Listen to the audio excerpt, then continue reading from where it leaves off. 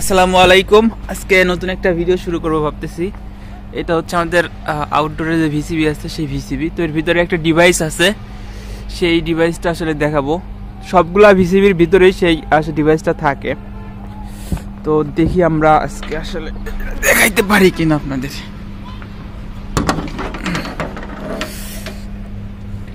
দেখেন আবার পড়ে যান না। এই যে হচ্ছে আমাদের আউটডোর ভিসিবির ভিতরের দৃশ্য। এই ঢাকনাটা খুলে ফেলি তাহলে ভালো হবে। কয়টা নাট আছে? 4টে।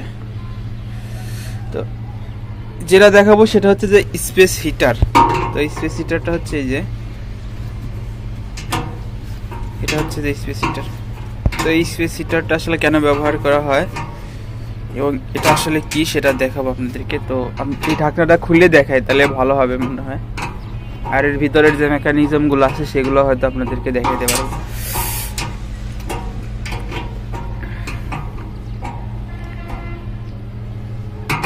কয়টা? 4টা। আমরা খুলে আপনাদেরকে একটু দেখাই, দেখি কি অবস্থা।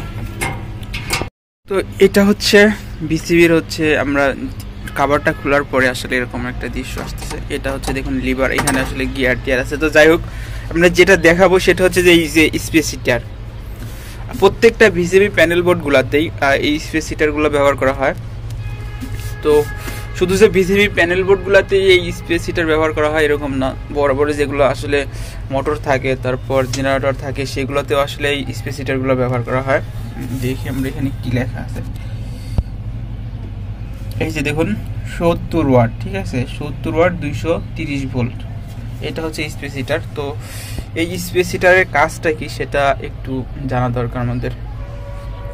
তো স্পেস হিটারের কাজটা হচ্ছে কি যে আসলে যখন এই ভিসিবিটা বন্ধ থাকে, দীর্ঘদিন যখন বন্ধ থাকে, তখন আসলে এই এই যে পার্টসগুলো আছে দেখতে পাচ্ছেন, এগুলোর ভিতরে বাতাসের যে জলীয় বাষ্প থাকে সেগুলো আসলে এই মেকানিজমগুলোকে আসলে একটু ড্যামেজ করে দেয়। তো এই ভিতরটাতে, এই ভিসিবির ভিতরটাতে আসলে একটু টেম্পারেচার তৈরি করার জন্যই, যাতে একটু স্বাভাবিক টেম্পারেচারতে একটু বেশি টেম্পারেচার হয়, সেই জন্য আসলে এই স্পেস হিটারগুলো ব্যবহার করা হয়।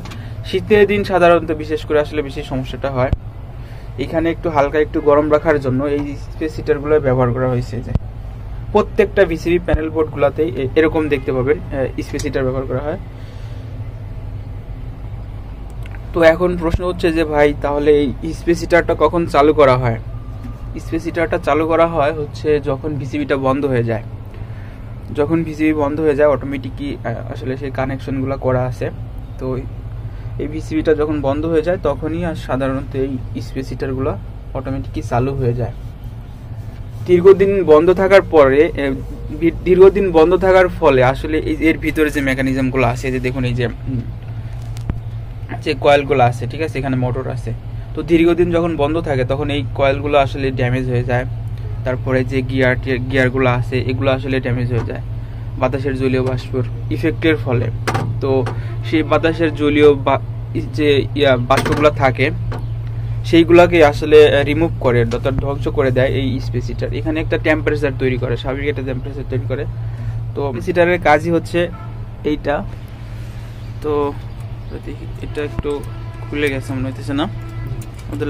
এটা যে এখানে আসলে কতবার সার্চ করা হয়েছে, এটা টেস্টার নাই আমার কাছে। এটা এই জাস্ট খুলে গেছে, এটা লাগাই দিতে হবে। তো আরে এটা অন করলে এটা করবো। তো যাই হোক, এই কারণে আসলে মূলত স্পেস হিটারগুলো ব্যবহার করা হয়। এটা হচ্ছে আউটডোর ভিসিবি, আউটডোর ভিসিবির স্পেস হিটার দেখালাম আপনাদের। তো আমরা আসলে, আমি নিজেও জানতাম না যে আসলে এটা কি, ঠিক আছে। হঠাৎ করে একদিন আসার পরে এখানে হাত দিয়ে দেখি যে গরম লাগতেছে, ঠিক আছে। তারপরে ভাবলাম যে দেখি এটা কি। তারপর আসলে অনেক ঘাটাঘাটির পরে আসলে বুঝতে পারলাম যে এটা হচ্ছে স্পেস হিটার। আর স্পেস হিটারের কাজই হচ্ছে এইটা, যে আসলে এই ভিসিবি প্যানেল বোর্ডের ভিতরে একটা টেম্পারেচার তৈরি করা। যখন আসলে ভিসিবিটা যখন চালু থাকে তখন কি হয়, যখন ভিসিবি বা কোনো মেশিন যখন চালু থাকে তখন সেই মেশিনেরই একটা টেম্পারেচার তৈরি হয়। তো এই ভিসিবিটা যখন চালু থাকে তখন এর ভিতরে একটা টেম্পারেচার তৈরি হয়, তখন আর এই স্পেস হিটারটা চালু করার প্রয়োজন হয় না, তখন অটোমেটিকই এটা বন্ধ হয়ে যায়। আর যখনই ভিসিবিটা বন্ধ হয়ে যায় তখন অটোমেটিকই এই স্পেস হিটারটা চালু হয়ে যায়, ঠিক আছে। তো এই স্পেস হিটারের কাজ হচ্ছে এইটা, মূলত বাতাসের যে ময়েশ্চারগুলো থাকে সেই ময়েশ্চারগুলোকে রিমুভ করে ফেলে এই হিটার। প্রত্যেকটা ভিসিবি প্যানেল বোর্ডের ভিতরে আপনারা এগুলো দেখতে পাবেন।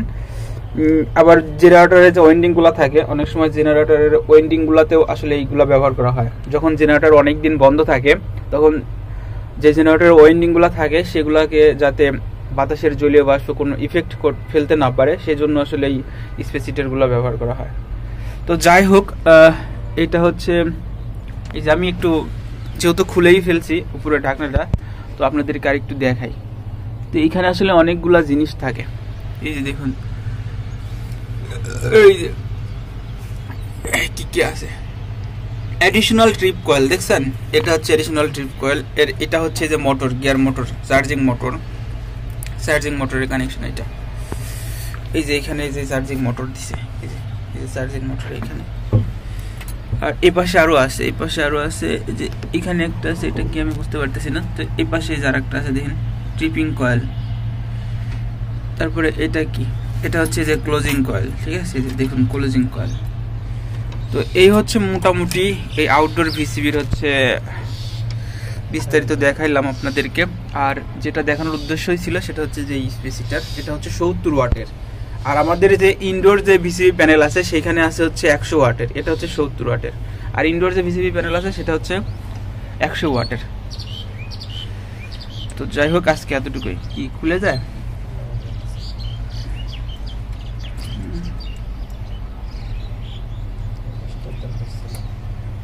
ওইটাই ইয়া করেন তো।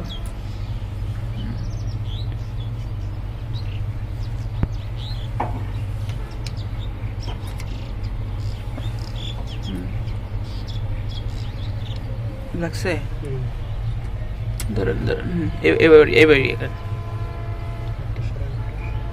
আসলে এক হাত দিয়ে ভিডিও করা আর এক হাত দিয়ে ধরা একটু কষ্ট হয়ে যায়,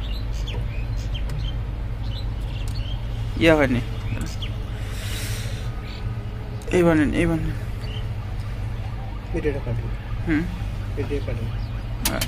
পুড়ে যায়। তো আসলে এই পর্যন্তই আজকে ভিডিওটা আমাকে কাটতে হচ্ছে। সবাই ভালো থাকবেন।